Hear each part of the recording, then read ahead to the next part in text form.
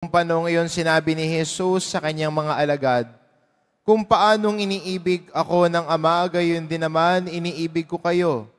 Manatili kayo sa aking pag-ibig. Kung tinutupad ninyo ang aking mga utos, mananatili kayo sa aking pag-ibig. Tulad ko, tinutupad ko ang mga utos ng aking Ama, at ako'y nananatili sa kanyang pag-ibig. Sinasabi ko sa inyo ang mga bagay na ito upang makahati kayo sa kagalakan ko at malubos ang inyong kagalakan. Ang mabuting balita ng Panginoon. Pinupuri ka namin, Panginoong Hesukristo. Magsiupo muna ang lahat.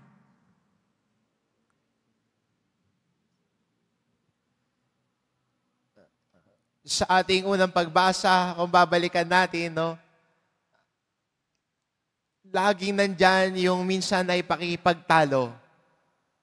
Normal sa isang pamayanan, normal sa isang komunidad na may mga conflicts na pinagdadaanan. Kahit ang unang Kristiyanong komunidad ng panahon ng mga apostol, it was not a perfect community. Kaya sa tingin mo, kung pupunta ka sa simbahan and you're looking for that perfect community, I am sorry.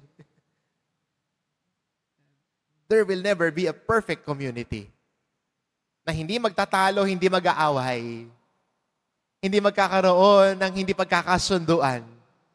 Kasi kahit noong panahon pa ng mga alagad ni Jesus, may mga disagreements na sila. But what makes the community good is not the absence of conflict. But what develops the community is how you resolve the conflicts.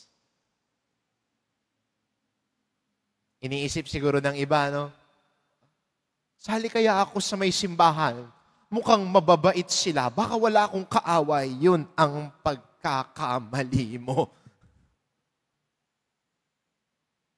Siguro sa simbahan, hindi sila nag-aaway-away. Yun ang pagkakamali mo. Siguro sila lahat, pagkikita, I love you with the love of the Lord. Naku, nagkakamali ka. Minsan nagkakaroon ng tampuhan. Minsan nagkakaroon ng hindi pagkakaunawaan. Pero sa kabila noon, hindi ibig sabihin noon ay aalis ka na at tatalikuran mo na. Nagkaroon na lang hindi pagkakasunduan, ayawan na. What makes us Christians different is that we know how to resolve conflicts. At kahit sa unang pagbasa natin, yes, there are conflicts in the first community of Christians, but how did they resolve the conflicts that they experienced? By listening to God's Word. Ang salita ng Diyos ang naging gabay nila para sila ay akayin, para ang hindi pagkakasunduan ay maayos. Para ang pagtatalo-talo magkaroon na ng iisang boses, hindi kanya-kanyang boses. Isang boses na. At ang boses na yon, ang nananaig sa komunidad, ay ang boses ng Diyos. Na ipinapahayag at pinagdinilayan ng mga namumuno sa simbahan. At sa panahon ng mga apostol, yung mga apostol ang nagpapahayag at nagninilay nito.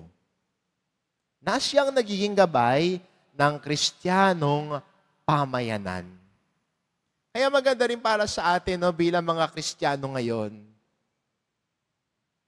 Kapiling natin, hindi na ang mga apostol, hindi na natin nakikita si San Pedro na palakad-lakad, pero ang nakikita na natin ay ang kahalili ni Pedro. Ang kapiling natin ay hindi na ang mga apostol na sina Santiago dahil sila'y nag-alay na ng sariling buhay, pero nakikita natin, kapiling natin at gumagabay sa atin sa ating pananampalataya, ang mga kahalili ng mga apostol na nakikita natin sa anyo ng mga obispo. Na kung saan ang pari ay tinatawag na maging katuwang ng mga obispo sa panahon ngayon. Ang simbahan na nagpapahayag ng katotohanan, pinapahayag para sa atin ang tinig ng Diyos, whether we like it or not. Na siyang nagiging gabay natin sa pagmamahal sa Diyos. Kaya sa ating ebanghelyo, ano sabi ni Jesus? Ang umiibig sa akin at nanatili sa pag-ibig ko ay sumusunod sa aking mga utos.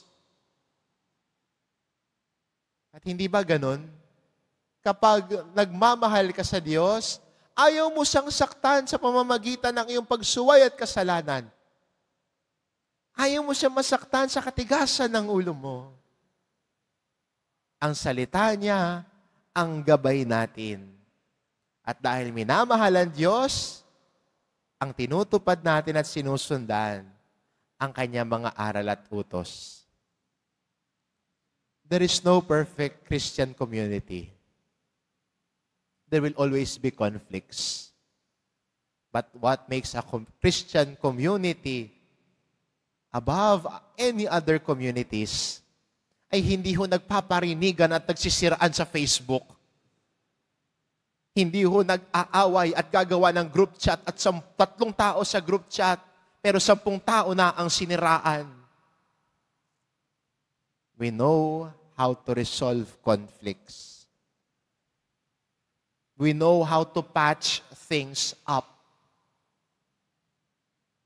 Dahil si Jesus din mismo, kahit ang tao nagkanulo sa Kanya, tinawag niyang kaibigan. Kahit si Pedro na 3 beses siyang itanatwa, tinanong niya ulit, mahal mo ba ako? Si Jesus na tumatawag sa atin na makalakbay siya.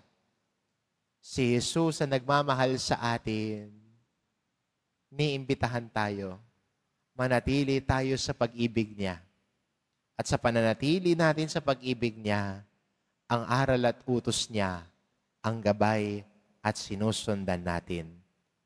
At ang gabay at ang utos niya, ang gabay natin bilang pamayanang Kristiyano. Nagmamahalan, nag-uunawaan, tinatanggap ang kahinaan ng pagkakaisa, handang magmalasakit, handang ayusin ang mga ugnayan na tila'y nagkakalabuan na. Christians patch things up. Christians open that possibility and grace of reconciliation, not burning bridges, but building bridges.